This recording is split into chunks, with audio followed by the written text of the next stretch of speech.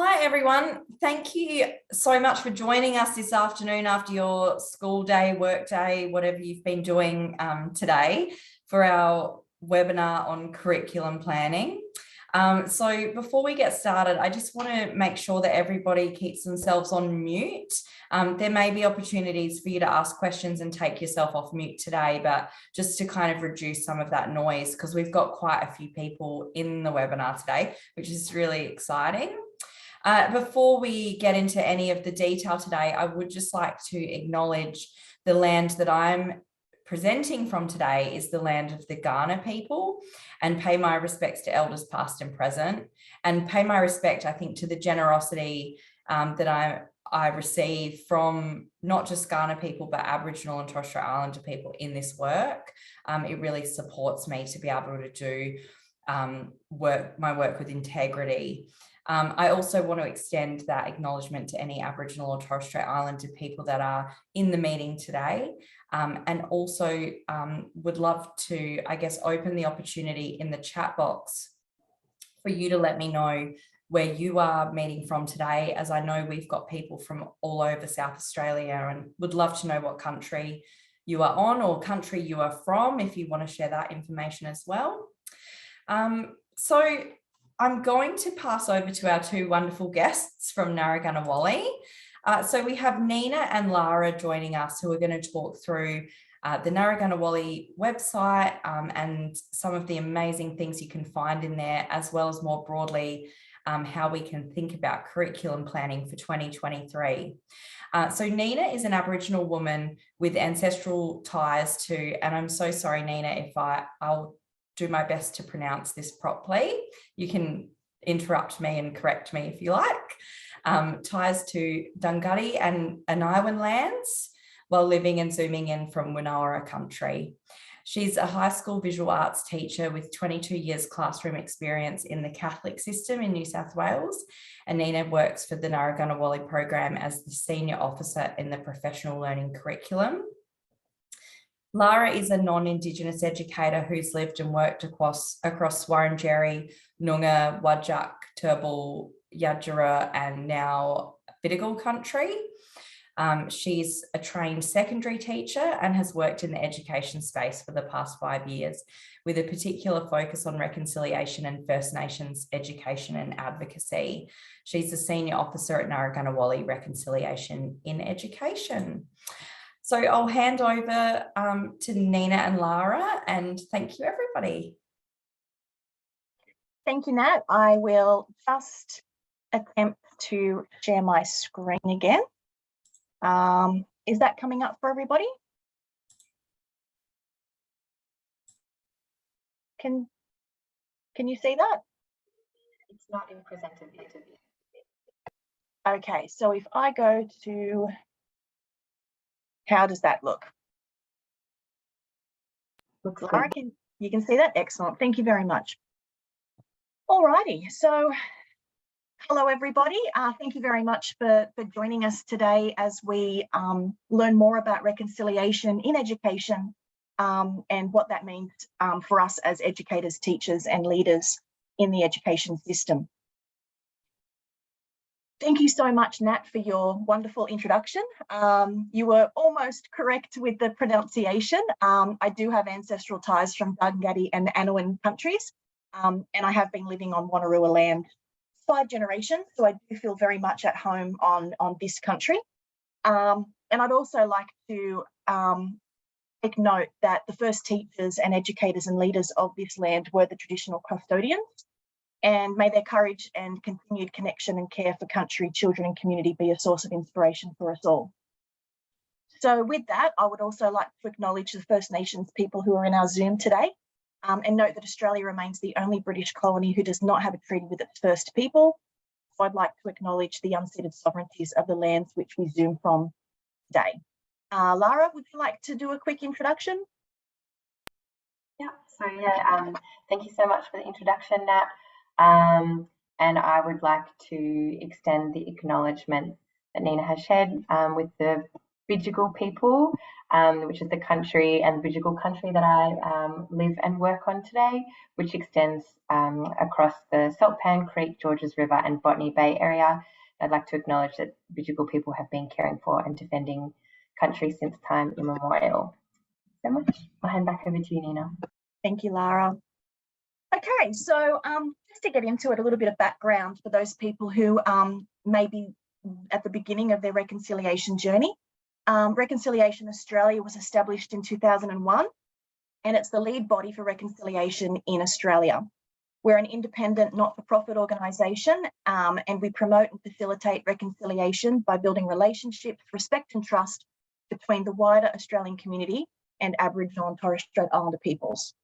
Our purpose is to inspire and enable all Australians to contribute to the reconciliation of the nation, and our vision is for a just, equitable and reconciled Australia.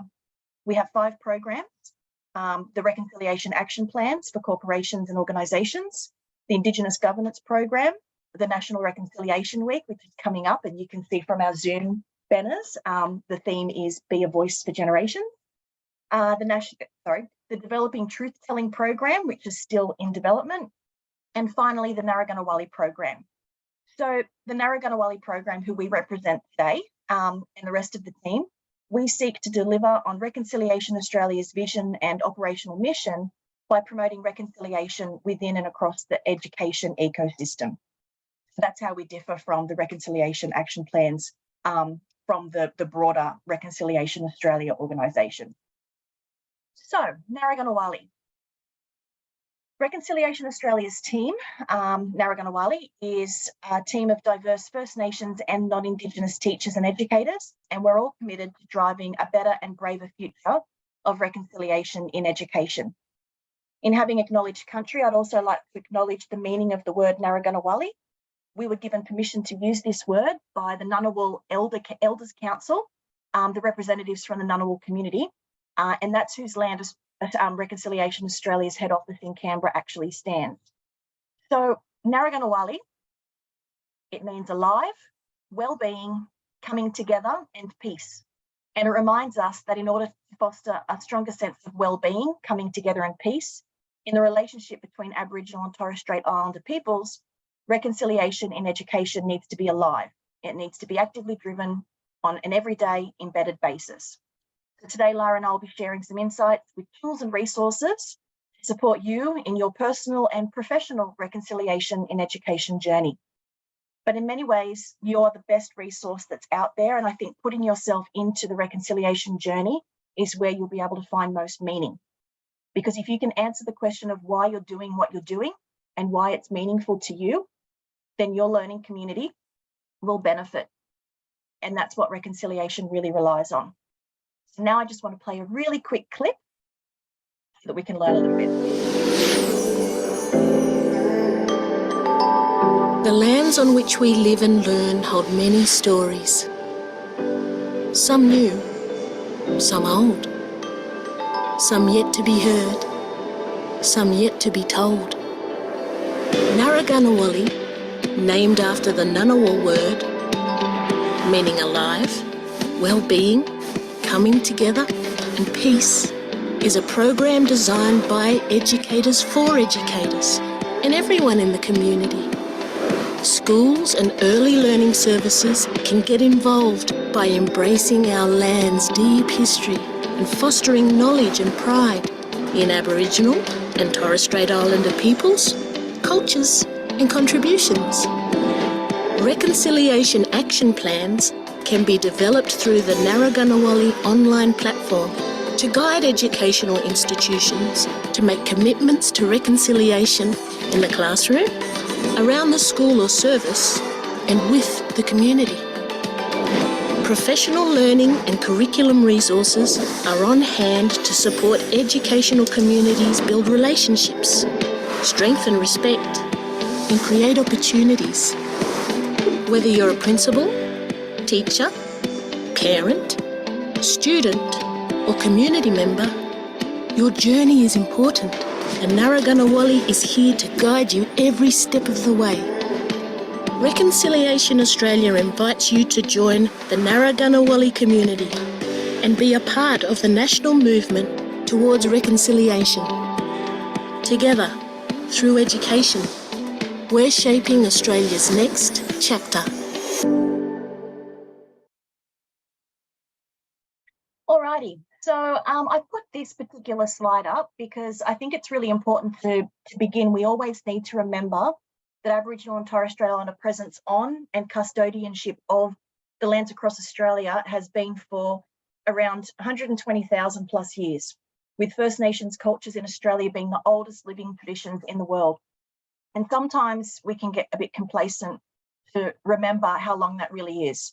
And this isn't prehistory, as many people believe, but in contrast, the history of colonial arrival has been quite infantile. And you can see with the red, the line on my line, is that a line graph? I'll say a line graph.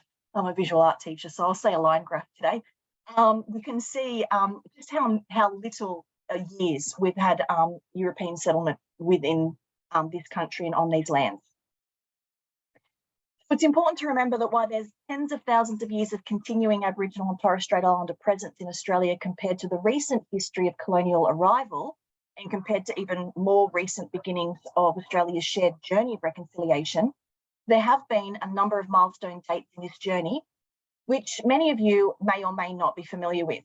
The formal process of reconciliation began in 1991, when the Council for Aboriginal Reconciliation was established with the Royal Commission into Aboriginal Deaths in Custody and the report that followed. From this, we've seen other events happen which led into the establishment of Reconciliation Australia in 2001. And it's important to continue to take steps to ensure that reconciliation is not only part of our nation's history and present story, but it's also forging into the future. Some of you may recognise this particular image. The current slide, we see the 1997 Streetwise comic that was created in consultation with Reconciliation Australia. So I really love this because 1997, that was 25 years ago. That's where, incidentally, I met my husband. But anyway, we see that reconciliation means different things to different people. And Reconciliation Australia recognises this, and we encourage you to consider what reconciliation really means to you. For some, this term is contestable because it implies that there was a togetherness between Aboriginal and Torres Strait Islander people with other Australians to begin with, or conciliation. When we look at the true history of Australia, we know that this is usually not true. This comic represents some of the opinions about reconciliation that Australians had in 1997, but many are still represented today. Just to pull a couple out, we've got, isn't reconciliation supposed to happen when you've had a fight and then you make up? We can't change what happened in the past, but we can make a better future by understanding the past. And also, only when we have equality can we have reconciliation. Otherwise, it's just another BS word. So again, 25 years on, and they still resonate. So reconciliation in Australia and the dimensions. So while opinions about reconciliation in Australia are varied, in 2016, Reconciliation Australia released a landmark report providing a shared language around what reconciliation is. The State of Reconciliation in Australia report found that reconciliation is comprised of 5 integral but interrelated dimensions. Just to unpack them a little bit, race relations. Race relations is about relationships, essentially. It's important to preface here that race is being referred to as a socio-cultural construct rather than a biological reality. But unfortunately, the experience of racism is still rife in Australia today. And so this dimension is all about Australians understanding and valuing Aboriginal and Torres Strait Islander and non-Indigenous cultures' rights and experiences, resulting in strong relationships based on trust and respect. When we think about this dimension in education, we need to consider teachers' relationships with themselves and with their own positionality and the importance of self-reflection and ongoing critical self-reflection. Teachers' relationships with their students, their families, their school and local communities, which includes their Aboriginal and Torres Strait Islander communities, and the importance for strength-based, high expectations relationships. It also includes teachers' relationships with and position within the education and wider education system.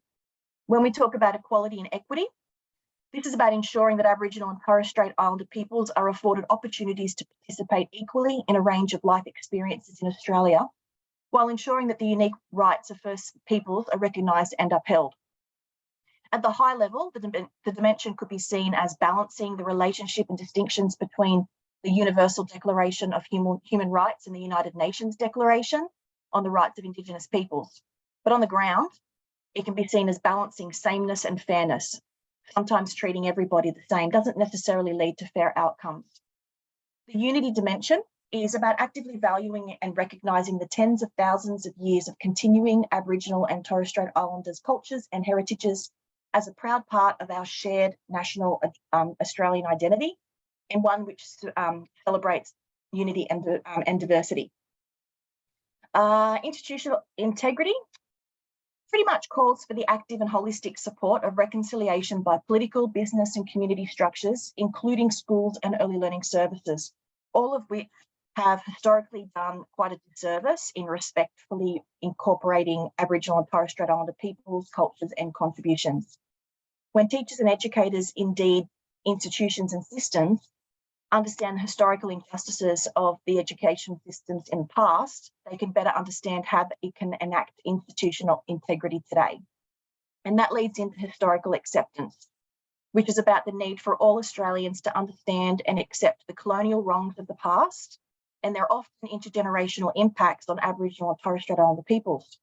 Only through understanding and accepting past wrongs can Australia make appropriate amends for the past policies and practices and ensure that these wrongs are never, ever repeated. And schools are, through this historical acceptance dimension, places that have done a great disservice in terms of truth-telling around Aboriginal and Torres Strait Islander histories and cultures.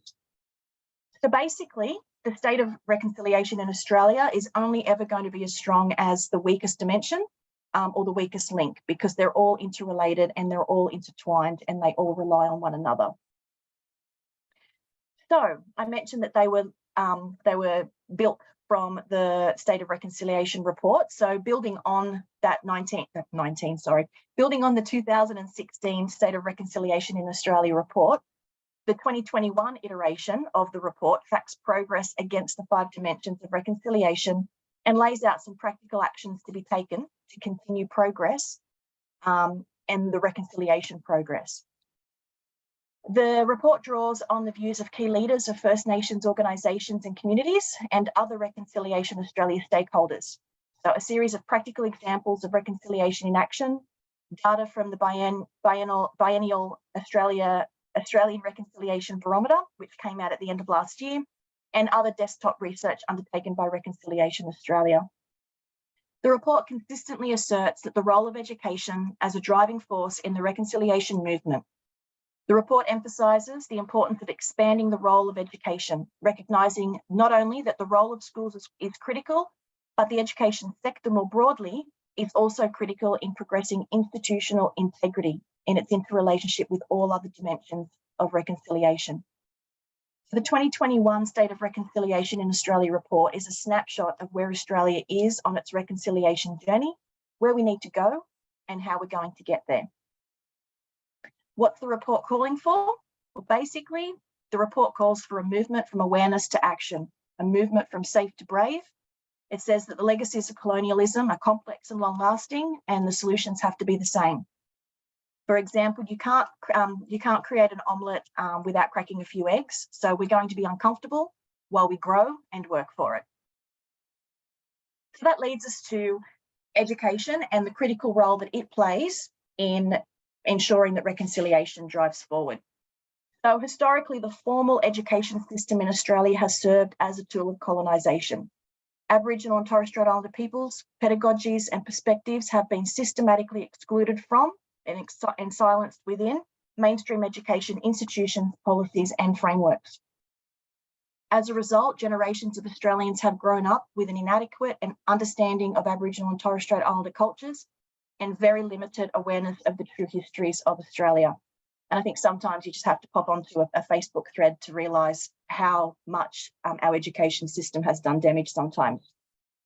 Education institutions have contributed to the lack of historical acceptance, deepening inequalities and inequities, and disrupting pathways towards strong relationship building unification processes across generations. Throughout over 2 centuries of colonisation, there have been calls for and denials of Aboriginal and Torres Strait Islander self-determination, justice and reconciliation. And it wasn't until just in the last 30 years, which by definition is one generation, that a formal process of reconciliation in Australia has commenced. Although progress has been slow historically, the past couple of decades has seen Australia make great advances towards reconciliation. And nonetheless, for intergenerational change to be truly realised, the key learnings from and growing positive momentum behind the reconciliation movement need to be strategically harnessed with a particular focus on education, which plays a critical role in changing the hearts and minds and actions of future generations. In the last decade or so, there have been some important shifts in the education sectors.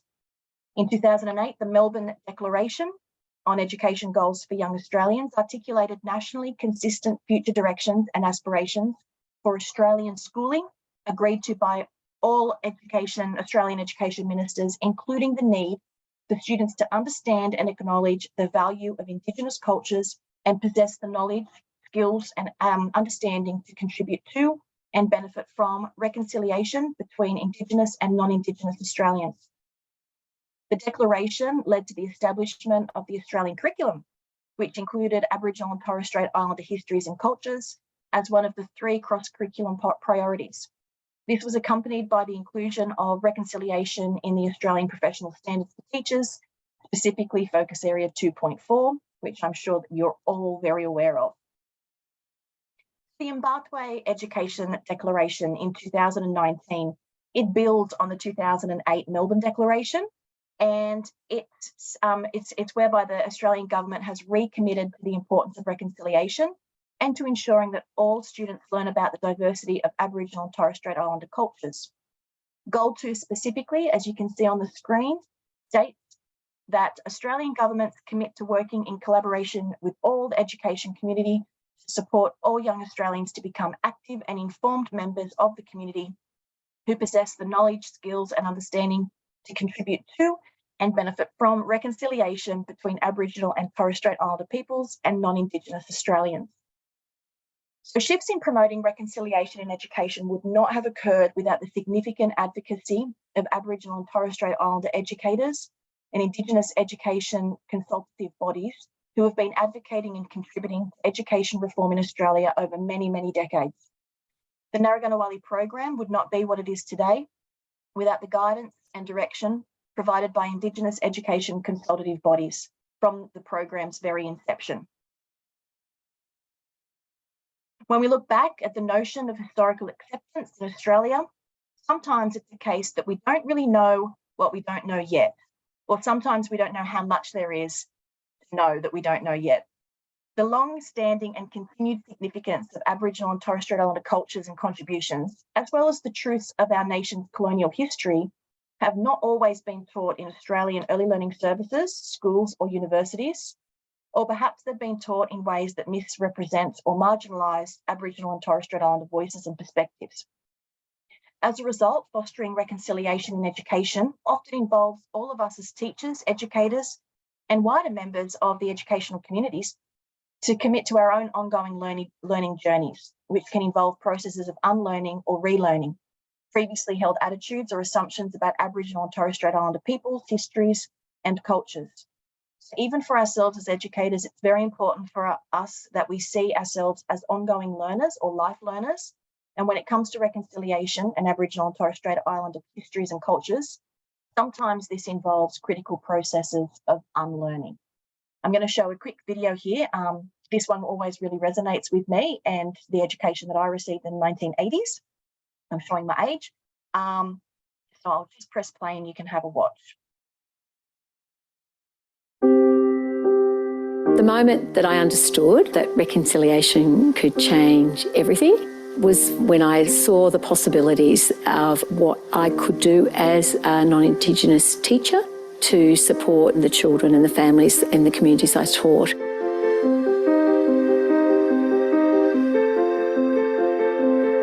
I grew up in a town where Indigenous people weren't respected and it wasn't always nice. When I grew up, I didn't know anything except negative things about First Peoples cultures. I grew up not understanding the Aboriginal cultures and sort of being part of that biased stigma. I had to uneducate myself on a lot of things that I'd been brought up with, and I had to re-educate myself about Aboriginal and Torres Strait Islander culture. It's all about changing the mindset and rewriting the 100 years of education and miseducation. The kids should have a right to want to learn the oldest living culture that's still surviving today. Reconciliation for me personally is very much about connecting with a history that I really felt I was denied when I was at school. I feel I've been really quite cheated by that, and I have made a real commitment now as a teacher to make that change. We were taught that there were no Aborigines left in Tasmania, but there certainly is. I didn't know the original custodians of our land. Reconciliation helps non-Indigenous people because it helps them understand what they're missing out on and what they don't know about. It's been such an amazing experience for the whole family to be more gelled with the community. Cass has introduced us to a whole lot of new words for animals, and we now incorporate that into our language at home. There's been a real move. The kids at Assembly acknowledge country, and that makes me feel really culturally safe. I love working here because of that. We've had Indigenous students here as well, and them and their families would feel that cultural safety. The umbrella for Aboriginal education has broadened to include not just our Aboriginal kids and families, but everyone in our community. As parents, it's really important to let your children have their own views on certain things and being open. A big challenge in the community is people influencing what the next generation are thinking. There's intergenerational learning happening, and we even see that with the grandparents. Their knowledge of First People was probably more in that negative space, and they're coming to understand that their grandchildren are teaching them that there's another way to know. We can teach the children not to be biased and have social justice for all people that live here. Difference is okay, and we can celebrate that difference.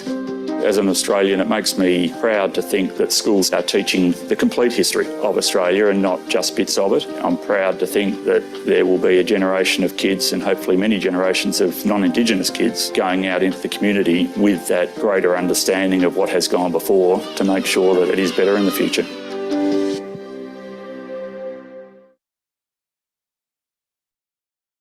All right, thanks for that. I find that video is really resonates with educators as current pedagogical facilitators, but also when they consider their own education.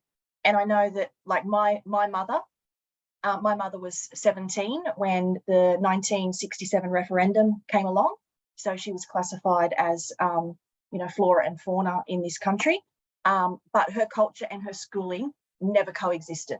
They were two completely separate things.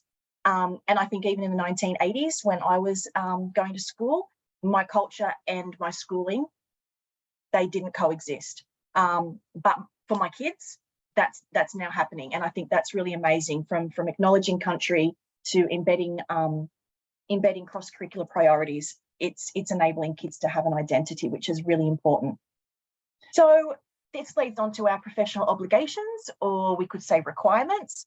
There are external frameworks that teachers and educators must address in their professions, with a focus on reconciliation now expected. And I'm just going to go through a few slides, but I'm sure you're well aware of this, but sometimes it helps to be reminded sometimes. So the professional standards for teachers. All educators must address these standards across all of Australia. These standards are evidenced in programs, units, registers, and professional learning. To receive the status of graduate, proficient, highly accomplished, or lead, teachers have to maintain professional learning hours and understanded 1 and standard 2 under the banner of professional knowledge, whether that is accredited PL or self-identified hours, because different states have different requirements. So focus area 1.4, strategies for teaching Aboriginal and Torres Strait Islander students. That's basically best practice for teaching First Nations kids. Focus area 2, understand and respect Aboriginal and Torres Strait Islander people to promote reconciliation between Indigenous and non-Indigenous Australians. This basically, for me, is about opportunities for all students to develop understanding and respect for First Nations cultures and people. This most explicitly points to the importance of reconciliation, asking teaching staff to understand and respect Aboriginal and Torres Strait Islander people precisely to promote reconciliation between Indigenous and non-Indigenous Australians. While a focus on reconciliation is clearly captured within these focus areas, It's ultimately embedded across all the standards and across all the focus areas. And we can see that by looking at focus area 1.4 and 2.4, this provides an opportunity to recognise that both distinctions between Aboriginal and Torres Strait Islander education and reconciliation in education, but also the relationship between the two of them together. So active attention to focus area 2.4, for example, has a very important flow-on benefit regarding focus area 1.4. Now, the Australian curriculum for the teachers in the room, in the primary and secondary school context, the Australian curriculum's Aboriginal and Torres Strait Islander histories and cultures cross-curriculum priority further points to the importance of respectfully embedding Aboriginal and Torres Strait Islander content and perspectives across all subject areas, across all year levels. It's vital that not only Aboriginal and Torres Strait Islander students see themselves and their identities and their cultures reflected in the curriculum, but also that all students can meaningfully engage with the world's oldest continuing living cultures. The latest version, version number 9, has sought to strengthen the cross-curriculum priority and further recommends for teaching and learning to better respond to calls from First Nations people for truth-telling, better respect for First Nations histories and cultures, and better representation of contemporary First Nations Australians as strong, resilient, rich and diverse. So each state curriculum body in turn has the same requirements to embed Aboriginal and Torres Strait Islander perspectives into all key learning areas across as cross-curriculum priorities, which basically sums up that if you want to teach in Australia, you must include Aboriginal and Torres Strait Islander content. So the National Quality Standard. This sets the high national benchmark for early childhood education and care and outside school hours care services. So in the early years context, a focus on reconciliation is reflected across the National Quality Standard, but is perhaps most clearly tied to Quality Area 6, which asks for collaborative partnerships to be developed with families and communities, including a service's local Aboriginal and or Torres Strait Islander community. When we look at the early years learning framework and My Time, Our Place framework, which has just recently been updated like 2 weeks ago, very, very recently, the vision of the early years framework explicitly recognises the role of early childhood education and care in advancing reconciliation. So similarly, reconciliation is core within the vision. It's also in each of the principles, the practices and the learning outcomes of both frameworks, but it's perhaps most clearly captured by the new principle, Aboriginal and Torres Strait Islander perspectives, which clearly outlines educators' obligations to provide opportunities for Aboriginal and Torres Strait Islander children to see themselves, their identity and cultures reflected in their environment, because it's important for growing a strong identity. Embed Aboriginal and Torres Strait Islander perspectives in all educators' philosophy and practice to advance reconciliation. To think deeply and seek assistance where possible through engaging with Aboriginal and Torres Strait Islander people about how to embed Aboriginal and Torres Strait Islander perspectives in the philosophy of the setting, their planning and the implementation of curriculum. Develop knowledge and understanding of Aboriginal and Torres Strait Islander relationships and connections to country and family, including kinship systems and cultural connections to their local communities so that they can build engaging, reciprocal relationships between services and community, and respectfully and truthfully reflect the histories and cultures of Aboriginal and Torres Strait Islander peoples through community involvement and culturally sensitive practices. So now we've just seen the national curriculum has a new version that pushes Aboriginal and Torres Strait Islander cross curriculum, and we can see that it's in our professional requirements to meet in our standards, and we can see that children attending early learning services and after school care are all having the same reconciliation journey. So there is beautiful transitions across all stages in education for children in Australia today, both Aboriginal and Torres Strait Islander and non-Indigenous. So how can educators drive whole-scale change towards reconciliation? Because it needs a whole school approach. Reconciliation Australia's Narragunnawali program, an online platform, provides tools and resources for schools and early learning services to contribute to the movement. I'm just going to play a very short video which talks about reconciliation action plans under the Narragunnawali platform.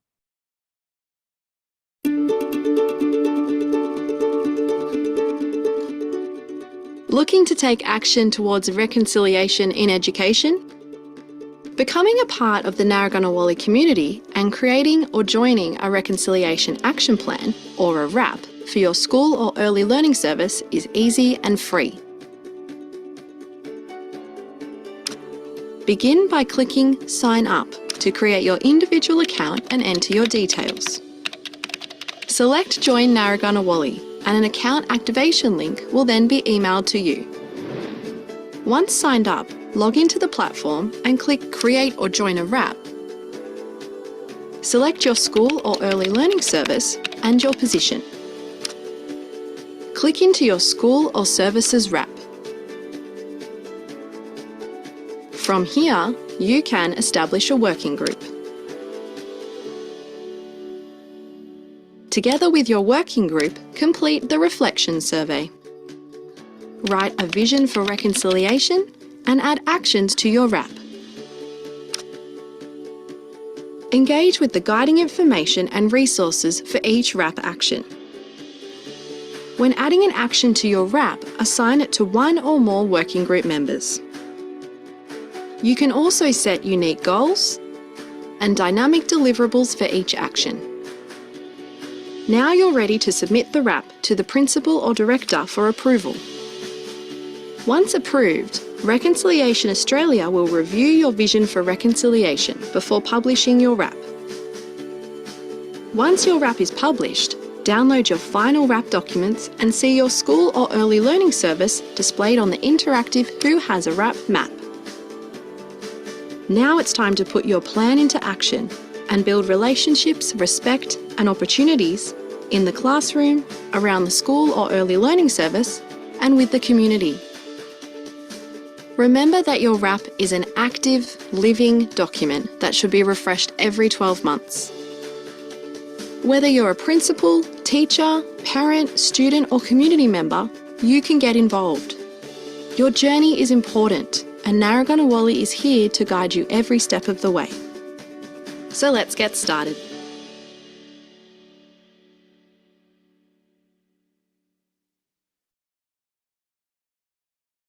Okay, so if you've been engaging with your Reconciliation Action Plan lately, you might have noticed that there's been a little bit of updates on the platform, just how things look in the working groups and things like that. But basically, now that we understand the professional obligations for teachers and educators, we're excited to share with you what the Narragunnawali platform can do to help you and support you to meet them. On the platform, there's much to explore. And it's not just for educators and educators and teachers. It's good for parents, community, and students to also engage with. It's free to sign up, and registration gives you access to the full suite of offerings on the platform. So just a reminder, our core business is reconciliation, and the Reconciliation Action Plan. It's a formal commitment, reconciliation, and it documents how your school or early learning service will strengthen relationships, respect, and opportunities in the classroom, around the school and service, and in the community. So schools and early learning services can develop a RAP using the Narragunnawali platform to register and extend on existing initiatives, because you're possibly doing things already, or begin their journey into reconciliation. After you sign up and log on to the platform, you can follow the prompts that say, create or join a RAP for your school or service. And you'll find the key steps in the RAP development process, which from the video we know include establishing a RAP working group, responding to a reflection survey, writing a vision for reconciliation and an acknowledgement, adding actions to the RAP, submitting the RAP for review and publication, and finally refreshing it every 12 months so it's ongoing, it's alive, and it's growing. The whole process includes support from the Narragunnawali team. And we also even offer a virtual office hour session on Thursday as a sort of drop-in centre if you need help or have questions. You can access that on the platform too. So, the framework. We've talked about the actions a little bit. There's 40 altogether. 14 of these are required, which means minimally you have to have the 14 required to progress your reconciliation journey. And these ones have stars next to them on the framework. And the rest allows you to deepen your journey into reconciliation as you add them to it. Now, we've talked about how reconciliation needs to be a whole school approach to be effective. But what we also need to talk about is the fact that wellbeing also needs to be a whole school approach. So whole school change occurs when schools and services implement a RAP in a holistic way, and whole scale approaches to reconciliation supports whole scale wellbeing for both Aboriginal and Torres Strait Islander students and children, but also non-Indigenous learners as well.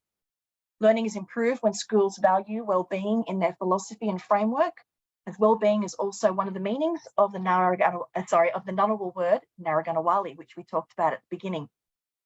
There's a statement on the screen, which was in an article from ATSL in 2022, that talks about making wellbeing just as important as literacy and numeracy in regards to a whole school response.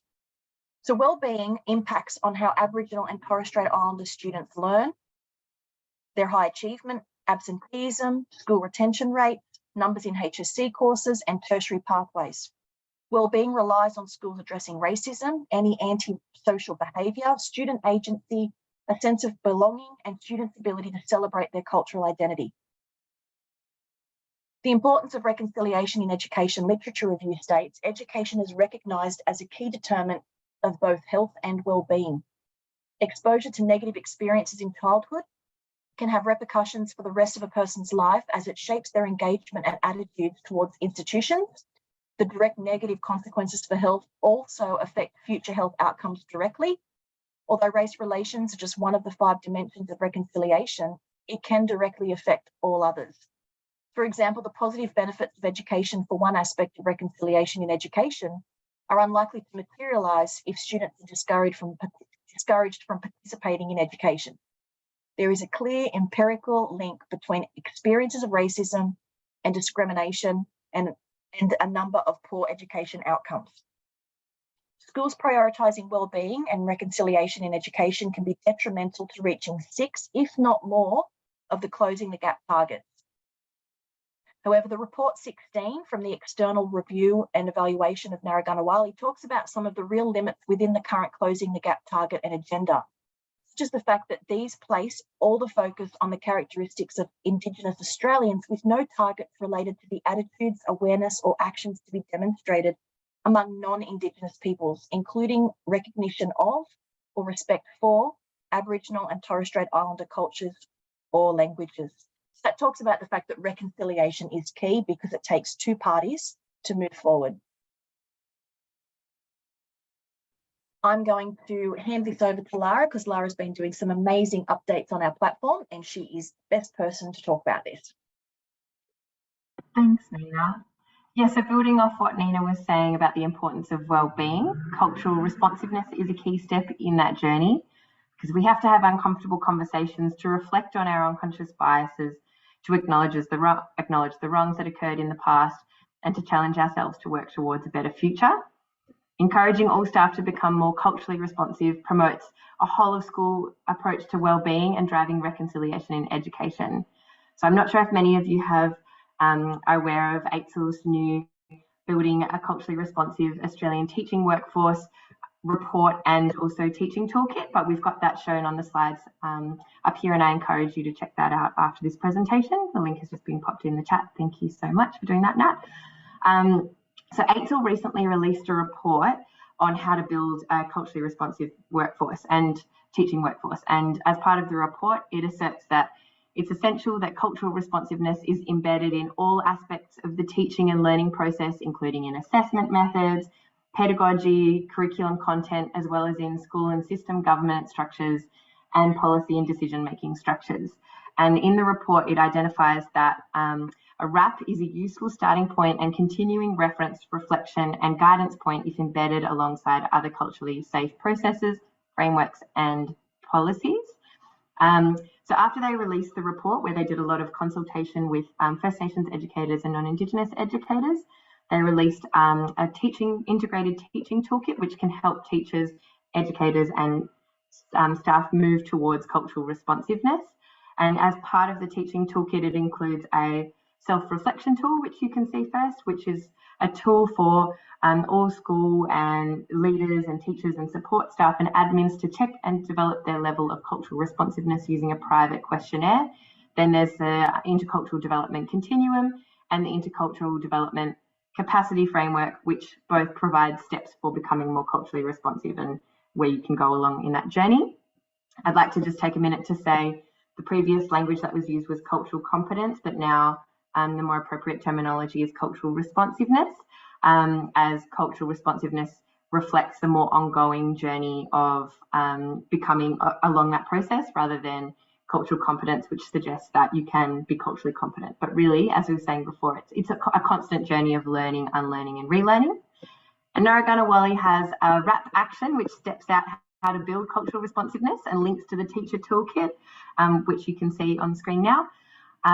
It's one of the many RAP actions suggested within the Narragunnawali RAP framework, which is designed to help schools and early learning services implement whole school approaches to wellbeing. So I'm going to now take us through some of the nitty-gritties of our platform so you can understand some of the tools that you can implement in your teaching and learning. So yes, this is an example of RAP action within the framework. RAP action pages are like whole school actions that can be committed to, and which also act like professional learning pages in and of themselves. So each action includes an overview, some foundational need-to-know text, which kind of provides context and information rather than you having to go and do your own research. Some ideas for action, for example, in this one, it tells you examples of how cultural responsiveness can be put into action. And each RAP action links to professional learning and curriculum resources, which are in turn linked to the professional teaching standards, early years learning framework and national curriculum version 9. So we'll move along to the next slide, which shows us what a reconciliation action plan looks like. So what you have, once you've completed all the steps of your RAP, it's then ready to be submitted for final review and publication. So any chair can submit their RAP to the principal and director, and once that's approved by the principal and director of your school or early learning service, it's sent to Reconciliation Australia, and then the Narragunnawali team will review your RAP's vision for reconciliation and acknowledgement of country statements before proceeding to publish your RAP. So then once your RAP is published, this is what it will look like. You'll be able to download a final version of your RAP document and poster, and you will appear on the Who Has a RAP map, which is a really exciting interactive page I'll talk about later. So as you can see, this shows the vision, the RAP actions you've committed to, and you can get, these are the RAP actions as well. You can get them in poster form as well. So this is a portrait one-page summary, which includes the names of the RAP actions that the school or early learning services committed to. And you also will get a landscape one-page summary, which includes not only the actions, but the commitment text for each RAP action. And then you can choose to share the posters and the RAP PDF document either electronically, such as on a website, in an e-newsletter, or print it out to display. This document is a formal RAP document. It captures your school or early learning services more public-facing commitments to reconciliation, and it is your document to share with your learning community. So yeah, this is what I was mentioning before. This is the Who Has a RAP map interactive page. So once your RAP is published, you will appear on this map. So each pin on the map represents a school or early learning service that has a reconciliation action plan. And the interactive map resource can be used by schools or early learning services to learn about visions and actions towards reconciliation in action across the country. So you can look at other people's RAPs and get inspired. And we also encourage you to look at this to reach out to centres in your areas that already have published RAPs or have multiple published RAPs, because it provides a great opportunity to collaborate, share knowledge, reduce burden on traditional owners by, reaching out to organisations that have already established those relationships with traditional owners in the area, and establish learning communities committed to reconciliation in your area. So another element of our website, as you can see, of our platform, which is the second tab on the Narragunnawali platform, is our professional learning. So these resources are designed to build your awareness and understanding of Aboriginal and Torres Strait Islander histories, cultures and contributions. So during these professional learning activities, it helps you not only to deliver your reconciliation action plan actions, but also can be used by individuals on their reconciliation journey. The activities are teacher-led, So you can use them solo or in small groups or during staff meetings. And if your school or early learning service doesn't have a RAP or isn't on that journey, you can still access these professional learnings yourself, and they can be used as individual resources. Each resource aligns with the National Quality Standard, the Australian Professional Standards for Teachers, and at least one RAP action. You can also, yes, and we'll just have the link shared. Okay, great. So here's an example of a RAP action. Oh no, it's okay. Yeah, great. Called a professional learning, sorry. Called Tackling Tokenism. I'm going to go into this briefly because Nat will go into it a little bit later with you later in the session. So this is one of the professional learning resources we have. It's designed for early learning, primary and secondary teachers. It's linked to the Professional Standards for Teachers, and this PL helps teachers not only implement Aboriginal and Torres Strait Islander histories, perspectives and ways of knowing and being in the classroom, but also how to make sure that it's done respectfully. The initiative is genuine, well consulted on, contextualised and evaluated. And professional learning can then help you, if you start your journey, go onto our platform and do the professional learning. It can help the first steps in planning and embedding First Nations perspectives into your teaching. I'm showing you another example. So this is an interesting one. This is actually a RAP action called curriculum planning, but it can also operate as a professional learning opportunity. So this helps with the practical implementation of the cross-curriculum priority for Aboriginal and Torres Strait Islander histories and cultures if you are a primary or secondary teacher, but it also helps plan how to just incorporate Aboriginal and Torres Strait Islander ways of knowing, being and doing if you're an early learning educator. What it helps you do is step out, look at the curriculum for the whole year and figure out ways to respectfully embed and incorporate Aboriginal and Torres Strait Islander histories, perspectives and content in your curriculum planning, development and evaluation. We also have curriculum maps, which are PDF documents on our platform, which are designed for primary and secondary teachers. So what this does, it's aligned with the National Curriculum version 9, and we have one for every single subject area. So this one here is for maths, and each kind of curriculum map has every single content description that's linked to the cross-curriculum priority Aboriginal and Torres Strait Islander histories and cultures for each year and each learning area, and it shows examples of Narragunnawali resources that you can use to help fulfill those content descriptions. So lessons and things that you can use in your classroom to help fulfill these content descriptions. You can find this in the professional learning on our webpage called Evaluating Resources, or the professional learning called the Curriculum Audit.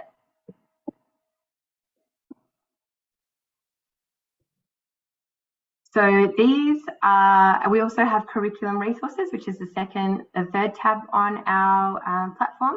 So these are designed for early learning, primary and secondary educators, and they're resources that help you build practical activities and lessons.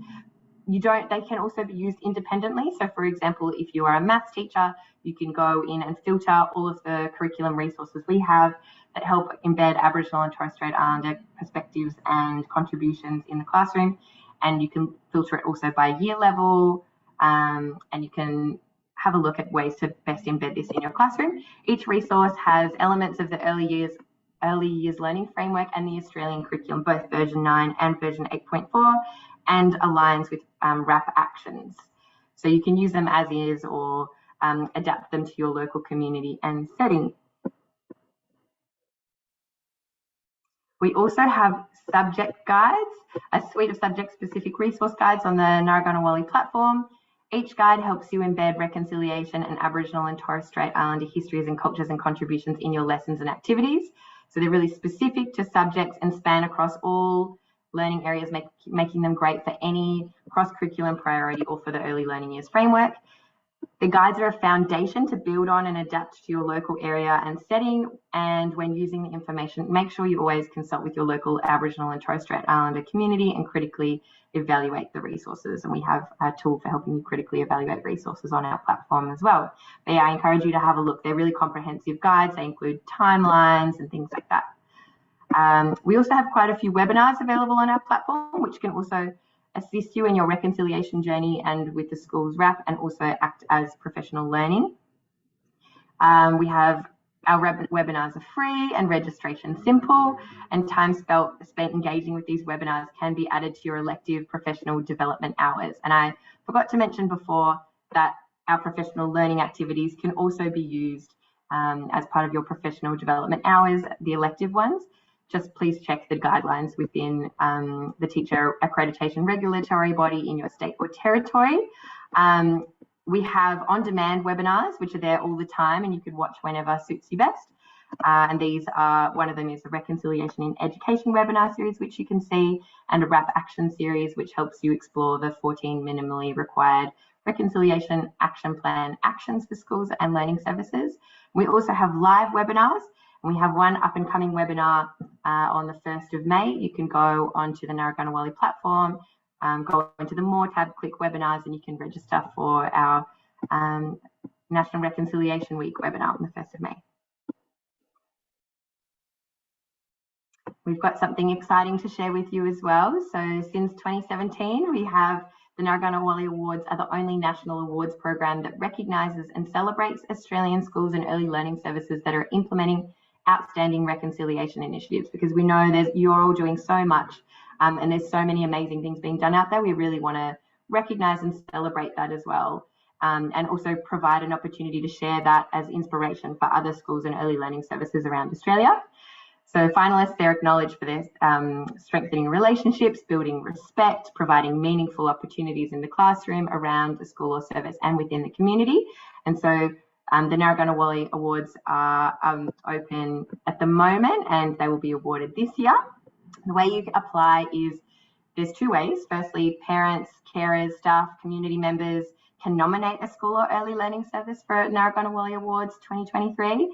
And once the school or early learning service is nominated, the principal or director of that service will be notified by email, and they're encouraged to submit an application for the Narragunnawali Awards 2023. And nominations can be submitted online by the Narragunnawali Awards page, which has just been so kindly popped into the chat.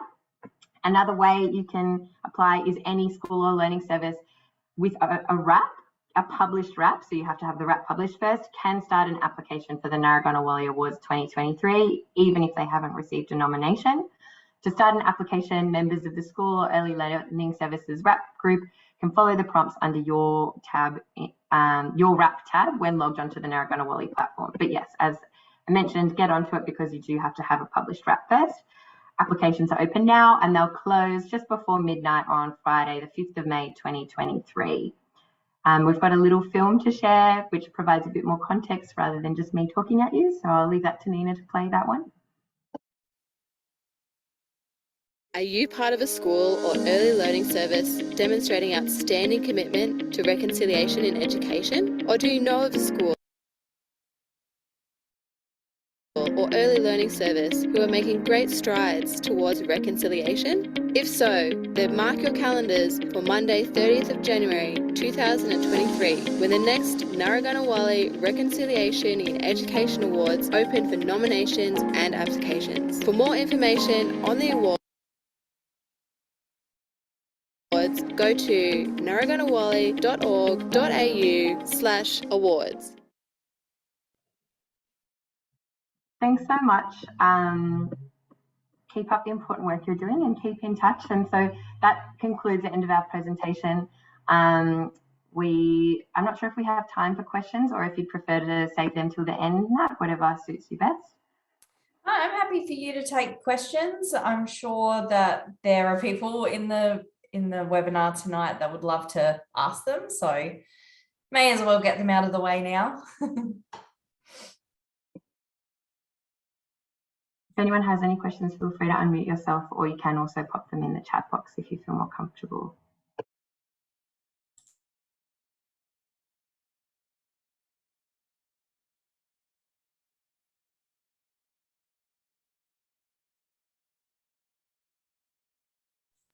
Thanks, Robin. Thank you, Robin. I saw your name and your face flash up, and I was very excited to see you. So typically, how long should the writing of a RAP take? Well, I think that because it's ongoing, it's not so much of how long it takes to write, but it's about the fact that it's a 12-month process. after you've published it to meet all of those outcomes and objectives. So in terms of the vision and the acknowledgement, working with your working RAP group, it may take a couple of meetings. It may take less, depending on what you've already got implemented in your school. I think it's difficult to say because some schools that the process could take quite a long time because of staff relocating and different things that may happen in normal services or schools across Australia, that we know that things sometimes get held up. But in other cases, when schools are already implementing things, the process can be quite smooth and can be quite fast. So I think the key is to get started, and then you know where you're at after you've done the reflection survey, and you know basically what you're already doing and what you need to do. We have a question in the chat about whether the links will be able to be shared after the presentation. So Nat, I was wondering if you'll be sending out an email with the links, or yeah, okay. Yeah, I'll send out to everybody who registered for the webinar. They'll get a follow-up email with all those links and a recording as well of the webinar tonight for those that maybe had to hop on a little bit later than they would have liked.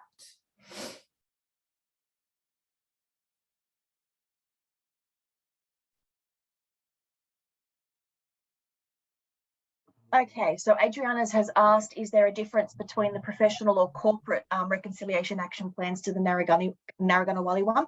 Yes, there is, because we identify the fact that schools and services and the educational systems are a very different environment to organisations and corporations, and therefore meeting reconciliation actions and outcomes and the 5 dimensions has to be done in a way that is relevant to schools and the school environment or the service environment. So I believe, and Lara, you might be able to help me with this, and Nat, I believe the Reconciliation Australia Reconciliation Action Plans, they are a 3-year commitment, and there's different levels that they start off in terms of, like beginner, intermediate, and more deep dives into reconciliation. And because each stage lasts for 3 years, it could take, a decade to fully reach, higher standards. I don't like to say that, but, like higher levels of connections with reconciliation. They also cover things that only really pertain to the business world, like procurement and things like that, whereas all of our actions with Narragunnawali are linked to educational contexts. So it's very, I don't want to say impossible, but it's very hard to translate a reconciliation action plan from Reconciliation Australia into a school context.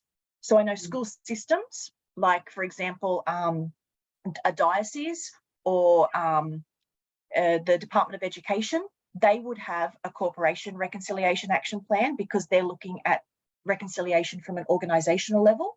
But then all the schools underneath that need to work with the Narragunnawali platform because that process is a lot more school and service friendly. But because of the nature of schools, and like schools are fast, like it's Monday, it's week 1, then it's week 10, then it's term 3, and then it's 5 years later. So, and I'm sure all teachers, they're like, oh my God, yes. That's why we have refreshed RAPs every 12 months, because it keeps the journey plodding along. It keeps people fresh, and it keeps the RAP alive in the school. So it's not just like, oh, well, we've been meeting those 14, we're stale, but we're going to stay where we are. It's like, well, we've met the 14, what else can we do? And each year it could change, and that development and that progress could change. So I hope that makes sense to you, Adriana. I hope that worked. I can't believe it's midterm. It's March, like, oh my God, it's March, people. It's scary. And Adriana, you're more than welcome to email me if you have any specific questions about stuff happening in SA, because we do have, the occasional person or school that's been working on a corporate RAP. And Narragunnawali feels like it's been around for a long time, but really it hasn't been around as long as there are still some kind of historical wraps and things that people worked on prior to Narragunnawali existing. So we do still find paper wraps pop up in schools that are a bit old school, and the Narragunnawali wrap process is made by educators for educators, so it should make your life a lot easier. So yeah, please use my email. Everyone here's got it, so yeah, feel free to get in touch. Well, I'm just going to go through the last little bit now. Nina and Lara, you're welcome to stay, but I know that you might also like to go and have some dinner or put the telly on. But thank you so much for joining us this afternoon. And absolutely, the information that you provided was so amazing, so much. I've filled that chat box for everybody. But it's always so baffling to me how many sites are still unaware of the functions of that Narragunnawali site, and how many amazing things that you can find in there to make your life as a teacher and an educator so much easier. So I hope people are feeling empowered and confident. I'm going to share my screen now and just go through a PowerPoint, and I guess talk a little bit more now with everybody, I guess from the South Australian perspective. So we've looked a lot at Narragunnawali, which is an incredible program, but I think what's pretty clear within the Narragunnawali work is that it's intentionally developed in a way that is not prescriptive, and requires some really, amazing input from school sites to be able to make that work really contextual and really make sense for you and make sense for your school site as well. So I just want to go through a little bit about South Australia and kind of what we can offer and what we can provide. And it's really important to start by explaining who Reconciliation South Australia are. It's also really important for me to really be clear that Reconciliation South Australia and Reconciliation Australia are different organisations. We're really lucky to be able to have such an strong partnership that we work in with Narragunnawali and with Reconciliation Australia. We honestly couldn't do the work that we do without having that great sense of community spirit where we do work together. But Reconciliation SA is the state-based reconciliation council. So we exist really looking at a state-based, the South Australian context and what is happening here. As you all know, there's a lot of differences between our state-based education systems and our national education systems. And the same with Reconciliation, we try and give you that local context and make a little bit more sense of it all. So you can just see up on the screen our vision and our purpose, and really a lot of our work is about education, information, conversations with people, and then advocacy. So, that's just a little bit about us. And I will try and kind of look at the chat and do this at the same time. So if I'm bumbling around, I apologize, because I used to be very tech savvy. Something changed in the last few years. I've lost that skill a little bit. So the first thing I wanted to do is just pose a few questions, I guess, based on what you've now learned from Lara and Nina. In terms of curriculum planning for 2023, I know we're already in March, which is terrifying, but we do have 3 more terms for the remainder of the year. And for me, it's important that we really think ahead, because staff meetings often get taken up by lots of different priorities. Reconciliation Week comes up on us before we know it. So in terms of curriculum planning what do you need to plan for in 2023? So what do you need to be considering now? And how are you planning for meaningful activities within your schools? So moving away from some of those once-off activities where we might do a celebration for Reconciliation Week or a morning tea in our staff rooms for NAIDOC Week. What things are we doing that are meaningful and ongoing and sustainable and really changing our knowledge and our perspectives? I also want you to think about, how do you know that you have been consistently incorporating Aboriginal and Torres Strait Islander knowledges and perspectives into your curriculum? So this is not a question that you'll be able to answer today, but often we might ask our schools when I'm coming out to schools and saying hello about whether you consistently and confidently teach to the cross-curriculum priority. And that's usually a resounding yes. But I guess what I want to know now is, how do you know that you're doing that? And what sort of processes do you have in place to keep yourselves accountable? Do you have a reconciliation action plan in your school? Are you auditing your curriculum? And are you looking at how regularly you're actually doing that? Which kind of brings me to the next thing, which is, what areas of the curriculum do you struggle with? And what areas of the curriculum are you confident with? So some people might feel that they're confidently and consistently incorporating those knowledges and perspectives, but are you doing it across all of the subject areas? Or are there areas of your curriculum planning that are maybe avoided or ignored?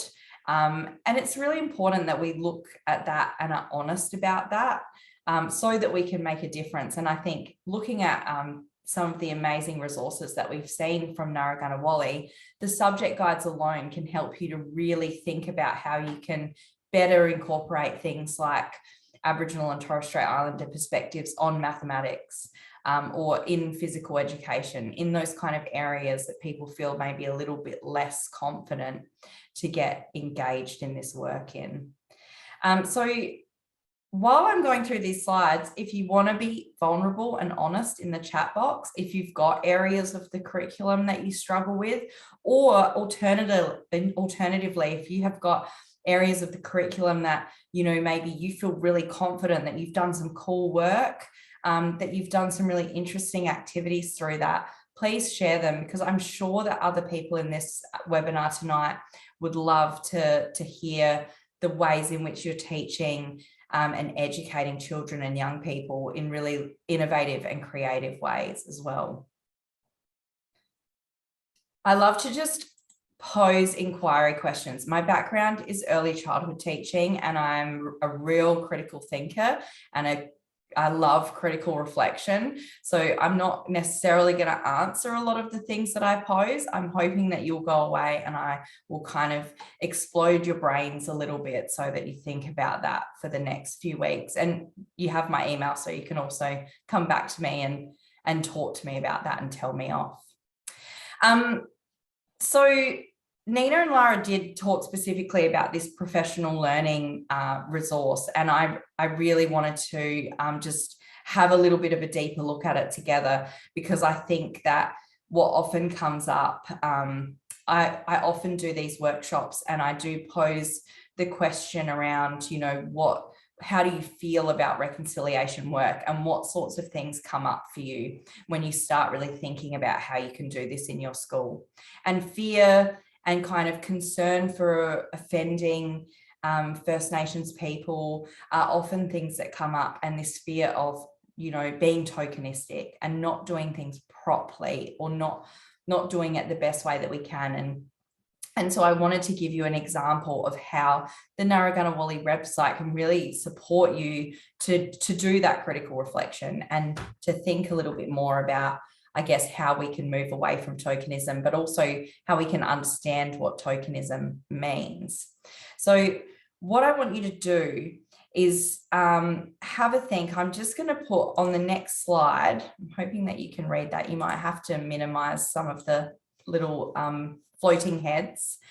But there, on the Tackling Tokenism professional learning activity, there is a really incredible article by someone called Kara Shipp, who speaks in detail about tokenism and how it looks. And so if I just give you a couple of minutes to read this excerpt from that article that I've just put up on the slide. I might actually read it to you as well because we're recording, and for anybody that watches this later, that might help. So Cara says, is the painted boomerang tokenism? Well, that depends. Did the students engage with Aboriginal people while painting the boomerang? Did they learn about the boomerang, its uses, and the many different kinds of boomerangs traditionally used? Did they learn that the returning boomerang, an Australian icon, was traditionally actually a child's toy, and differently shaped boomerangs were created as hunting tools? Did they learn how boomerangs are made, incorporating an appreciation of early use of physics and what some of the various Aboriginal names for the objects are? In short, was the learning experience a rich one that advanced the students' intercultural knowledge and understanding in some way? More importantly, did the experience allow the students and the teachers an opportunity to meet and talk with Aboriginal people? And finally, is the boomerang painting activity just one of many aspects of Aboriginal and Torres Strait Islander cultures explored across the key learning areas throughout the school in each year level? If the answer to these questions is yes, then I would venture to suggest that the painted boomerang is not necessarily tokenism. I'm just going to make your heads bigger again so I can see people. So look, that quote resonates with me a lot because essentially I think when we talk about tokenism, what we're talking about is an activity that happens as a once-off during Reconciliation Week, and having a look at, I guess, how we can think about this in more detail and in a more deep and meaningful way can really help us in terms of our curriculum planning as well. So one of the things that I really love about this too is that it's talking about one kind of simple concept being woven and deeply embedded through multiple parts of the curriculum. So, you know, they talk about it being not just an art activity or not just a history lesson, but also looking at things like physics throughout that activity. So you can see how the exploration of something can become a really rich and meaningful and interesting inquiry of learning that can go across multiple subject areas and be embedded throughout your learning. So what I would love to do is I've just put some questions up on the screen and I would love for you to maybe just have a think about them. We'll just do 5 minutes of, I guess, self-reflection time. And if you want to answer any of those questions in the chat box, that would be awesome. But essentially, I just want you to think about a time in your teaching where you were focusing on Aboriginal and Torres Strait Islander history, knowledges, culture, perspectives, or something else that sat within that area, and then answer the following questions. So knowing what you know now, do you think that your activity was tokenistic? Did you take the time before you taught that activity to understand the content that you were teaching about? Did you work in partnership with First Nations people to ensure that the content was culturally appropriate and accurate? Or did you engage in partnerships in any way with First Nations people? And knowing those kinds of things, what could you do to make that activity more meaningful and move that activity from something that maybe was tokenistic to something that could be really interesting and deep and meaningful for students? So I'm not giving you a lot of time to think about these questions because webinars are always really tricky, because this would be so much better if we could just chat with each other. But what I would love for you to do is at least think about that final question. And if you could share some examples of maybe something that you might add to an activity or change in your teaching practice and pop that in the chat, I would love it. I'll leave that up here just for a few minutes and I'll mute myself while you have a think.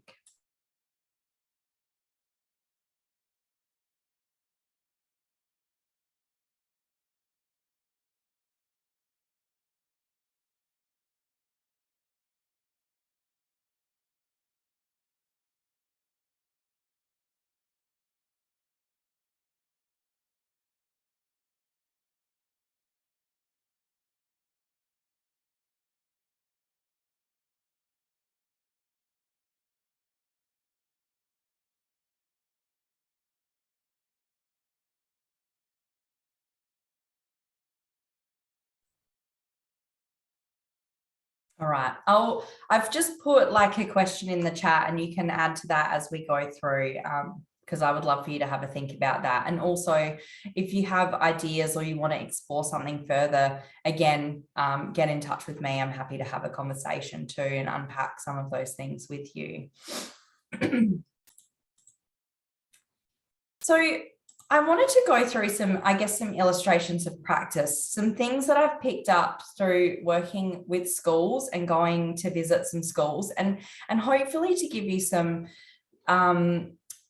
not examples necessarily of best practice, but examples of practice where people have done that really careful thinking, that meaningful thinking, and incorporated some of those ideas around how, you know, we might more, explore these ideas in more meaningful ways. And so I've got 3 examples to show you. One around exploring Kaurna culture in the classroom. One more broadly about exploring the diversity of First Nations culture through physical education and HASS. And then finally, one about building anti-racism skills and foundational skills for early childhood. So these are 3 different age groups. So the first one is for secondary school teachers.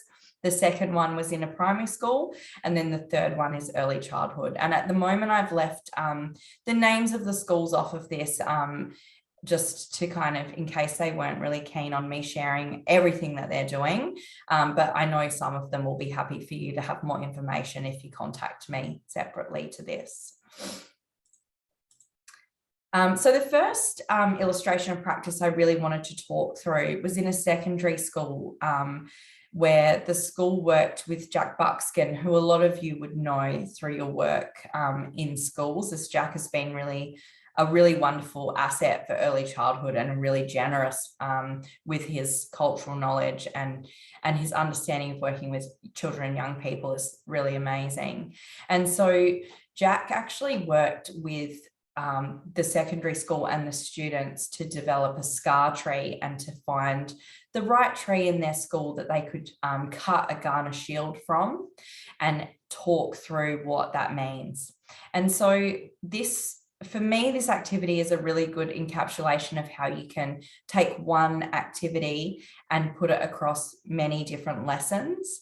So the first thing they did was they created an outdoor classroom, and they spoke with students about what would happen and how they would involve Aboriginal and Torres Strait Islander people within the school.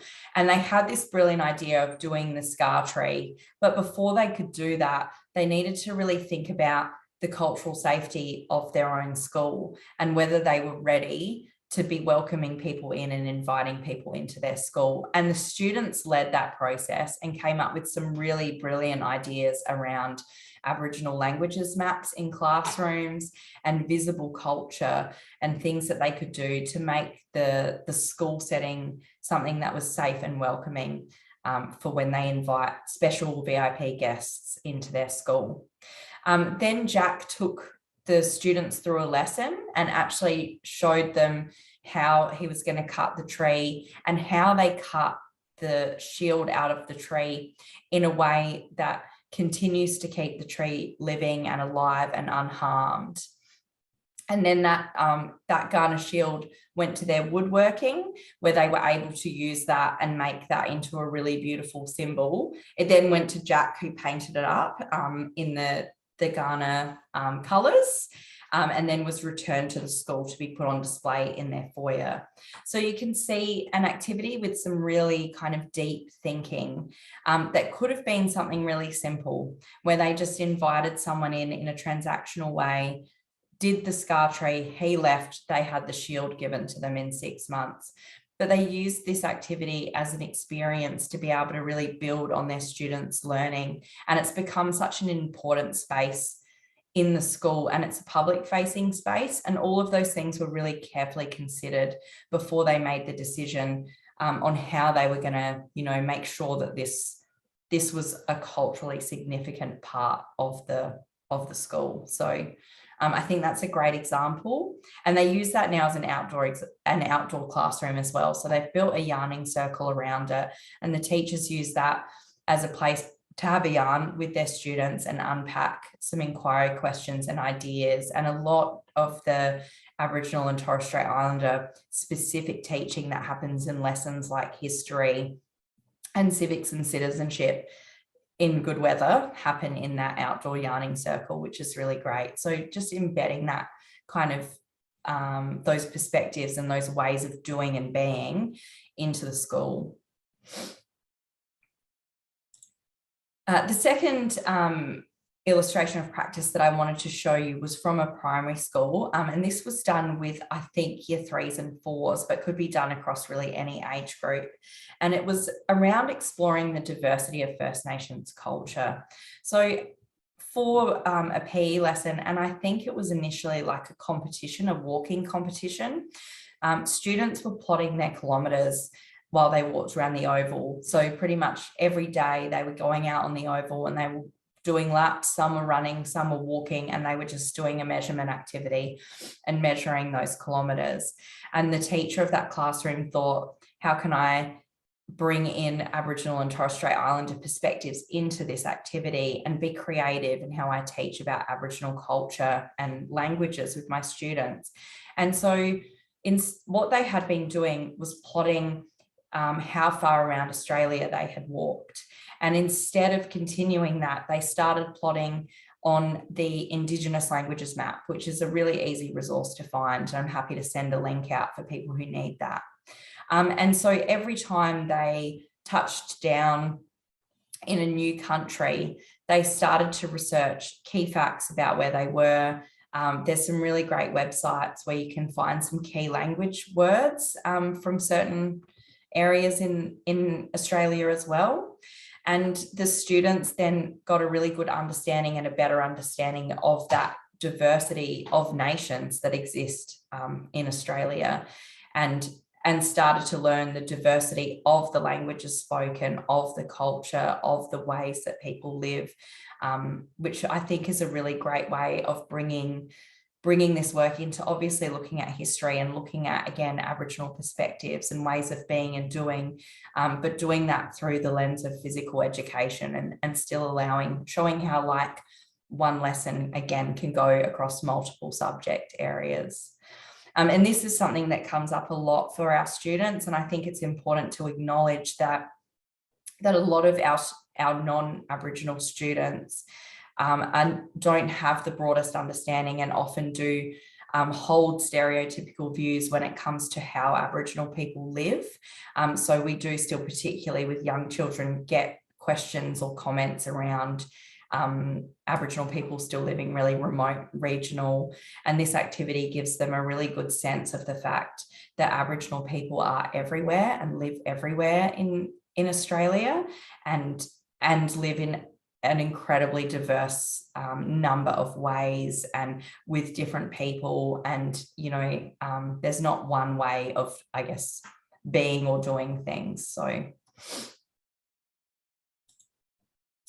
and then the final one I wanted to talk through was an early childhood activity. And I particularly wanted to go through this one because it was an anti-racism activity. And I think that in early childhood, we sometimes steer away from conversations about racism. And for me, this activity gives you a good example of how we can set foundational skills for children. We don't necessarily need to confuse them or use language that they don't understand while still building their knowledge and their foundational kind of empathy and understanding of difference. And so in an early childhood setting, they actually used 2 books. So Whoever You Are, which some of you might be familiar with, by Mem Fox, and a book called Our Home, Our Heartbeat by Adam Briggs. I forgot to put his name in the slide there. And looked at what it means to be different. There's actually a really brilliant Narragunnawali activity that they would have used here called Deadly Differences, and basically exploring what it means to be different, what we have in common with each other, and what is different about us, and talking about things like skin color, like what our culture is and those kinds of things. And so those children really had a good, deep understanding about what it can look like and what different cultures can look like with that lens on Aboriginal and Torres Strait Islander perspectives. I really, if you haven't read it, Our Home, Our Heartbeat is such a brilliant book. It's really just about Aboriginal and Torres Strait Islander excellence and just the amazing accomplishments that people historically have made in this country, and told in the most beautiful kind of joyful way. So I really recommend that book, particularly any of you that have kids.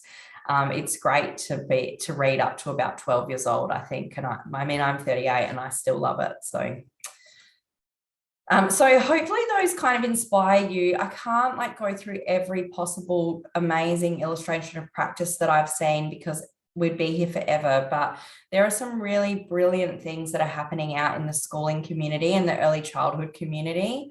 And one of the things that I really implore you to think about is how you are utilising your connections. And there is that really amazing function on the within reconciliation action plans now where you can connect up with schools or early learning centres in your local area or who are like-minded with you, and, you know, start talking to each other and building your own kind of networks as well. So always think about how we can work together, and you can learn more from what people are doing because this work is so community spirited. So I guess my final points that I wanted to leave you on, I wanted you to really, I guess I'm hoping that you can have a think about, okay, 2023, how am I going to get started and what are some key things that I can do straight away? And these are, I guess, for a school, the things that I would start thinking about when you go back to school tomorrow or next week or whenever you're back in the classroom. So the first is look at your current planning. So what work have you already been doing to plan for Aboriginal and Torres Strait Islander histories, knowledge and perspectives? And what more can you do? What gaps are there? What have you not been teaching about? What have you maybe been avoiding? Can you use some of those incredible auditing tools that exist on the Narragunnawali website to really help you to identify where you're at and what you need to work on? Have a look and talk to staff and talk to your colleagues and your principal or your director, and have a think about what systems already exist in your school or early learning service when it comes to the curriculum planning. So what planning work already happens in your school or early learning site? Are there planning meetings? Do people get together to do those plans? Are there team meetings? Do you have curriculum planning teams, or do you have curriculum planning leaders? Are there people that get together for particular subject areas? Are there student planning groups that get together to talk about certain things? Some of the primary schools I go to have focus areas, or they might have science, STEM meeting groups, or they might have HAS meeting groups. So is there a way that you can bring reconciliation to the table a bit more and utilise systems that already exist to do curriculum planning around Aboriginal and Torres Strait Islander histories and perspectives? So really having a think about, you know, what are your systems and how can you leverage those?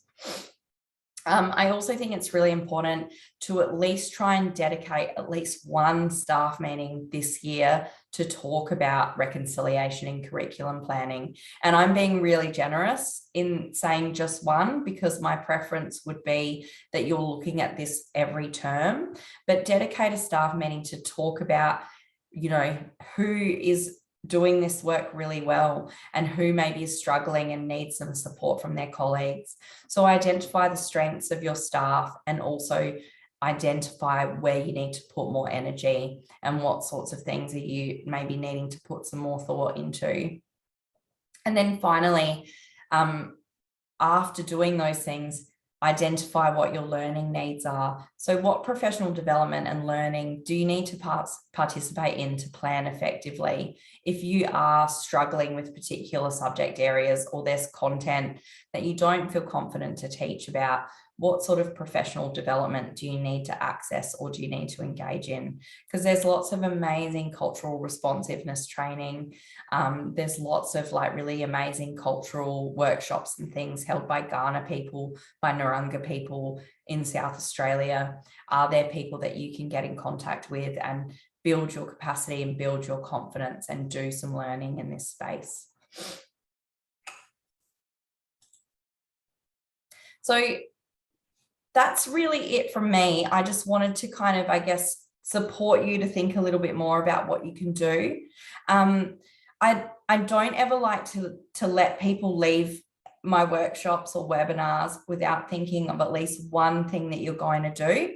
And so for me, I'm always thinking about what is one tangible action that I can do after everything that I've learned today. And when I say that, something that can be done in a week, not an action that you're going to look at doing over 12 months.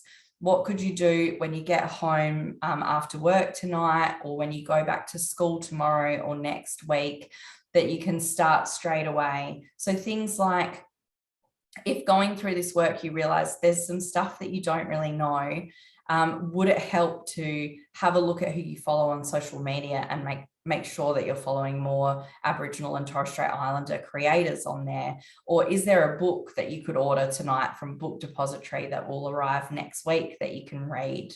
Or are there some, you know, of those Narragunnawali resources that you could commit to having a read through and understanding and thinking about? Can you plan a staff meeting or can you plan a team meeting using one of those professional learning resources? So have a think. If you've got a great idea for a goal, put it in the chat, maybe inspire some of the other people in the group today.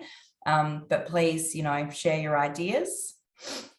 And then my final thing, I just wanted to spruik, we've got a really cool new initiative that we're trying at RecSA next term. We're doing a book club. So since I started in my education role here, we've always done a book review in our education newsletters of you know, youth fiction and children's books.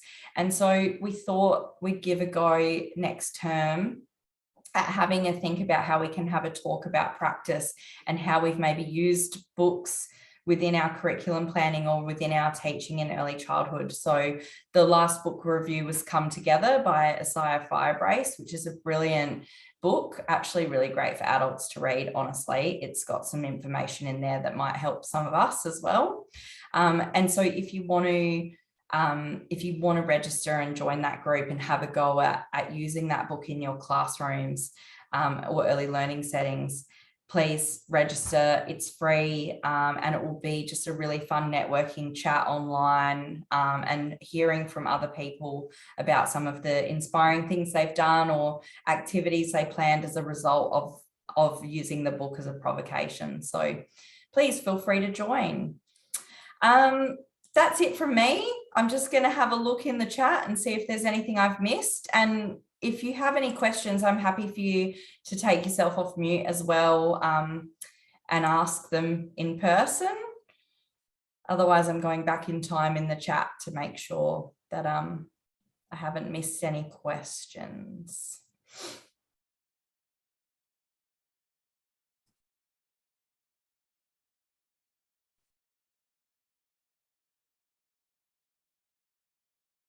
There's some really great ideas in there as well. I'm really impressed with some of the thinking that you're doing, and I love to hear particularly about people decolonising spaces in their schools. So I'm excited to hear that you're decolonising your library.